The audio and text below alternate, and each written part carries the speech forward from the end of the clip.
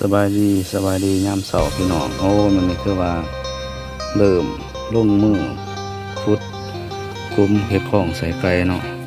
คือว่าล่องเป็นการทดลองถือล่องพิษทำบ่ทันเคยยังเถื่อเนาะสิได้เอาปลาหลายชนิดหลายประเภทมาเลี้ยงใส่น้ำกันเพื่อเป็นเสบียงอาหารในการแก้ไขสถานะการเป็นอยู่การดำรงชีวิตถือว่าเนี่ยแม่นพื้นที่ที่เฮาเตรียมรูปแบบแผนไว้เพื่อจะได้เฮ็ดของใส่ไก่เนาะนี่ก็ถือว่าเป็นยามฝนตกมันก็ขุดง่ายพอดีเดิมมือปักฟังกำลังลงมือกำลังขุดได้4-5 บาทขาดว่าสิเอาประมาณเมตรหนึ่งความลึกหรือว่าบ่สามก็มองประมาณ7-80 เซนลองเบิ่งตามภาพตัวจริงคันว่าขุดไหลก็เอา3 เมตรหนึ่งพี่น้องเริ่มตอนนี้นี่ก็สิแม่นกอหน่อไม้ก็ดอกไม้ก็เลี้ยงหนองกำลังปงหนอปงได้เถื่อแหละเก็บได้เถื่อแหละ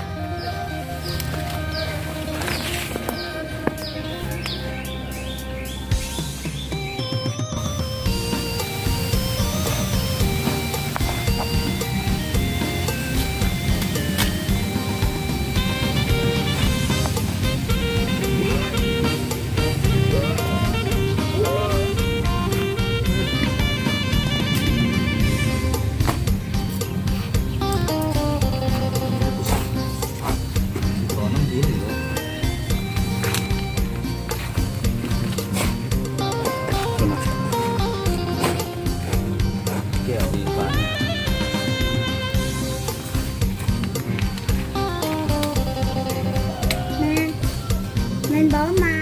เขาแต่แม่ไปฟังเหรอมาเสีย สีด ใส่ตัวอินหน่อยนะตัวมันห่อค่ะปนกับสีขาวกับสีด ฟังหนอ ำหน่อยบ้า ำในผ้า ปลาข้างในข้างนอก เนาะ หนักปลาวะแม่เข้าพ่อไปบ้างมั้งเอาดอกไม้ให้มันอยู่เลย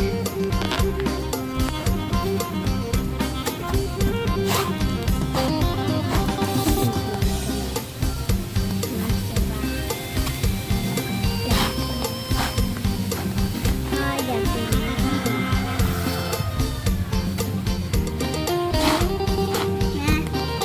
ม่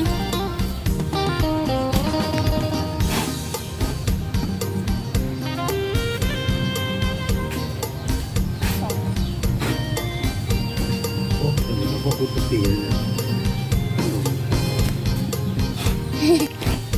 อยากทำบ้านเลิกๆไปหมดเลย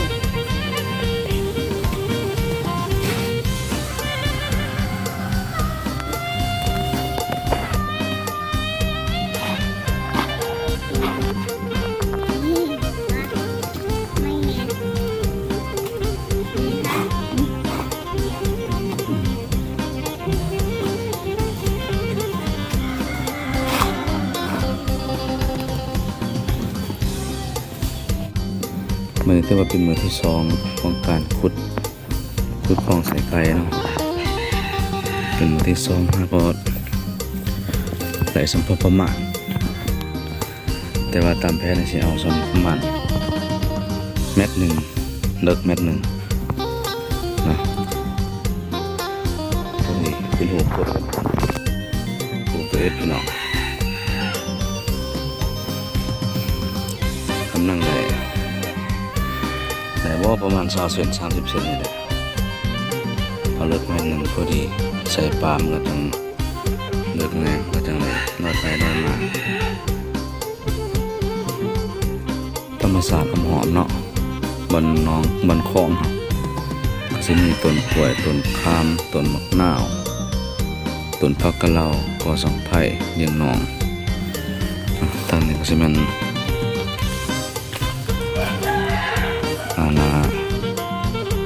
ไม้ไผ่กินซุ่ม ปลาไปอีเดือดผักหวานโอ้หรือว่าครบสุดมันเป็นดอนตั้งกลางกสิหาพักมาปลูกช่วยส่วนงดงามเบิ่งติดตามตอนต่อไปพี่น้องถือว่าถ่ายคลิปนี้เนาะก็สิขอลาจากพ่อแม่พี่น้องกดไลค์กดแชร์กด Subscribe เพื่อเป็นกำลังใจให้พี่น้องเด้อ